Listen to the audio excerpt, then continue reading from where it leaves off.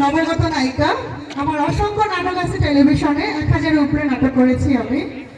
একটা ছবি করেছি, কিছু ছবি রিলিজ হয়েছে, কিছু কাজ চলছে। আমার নতুন ছবির নাম কন্যা, সবাই দেখবেন।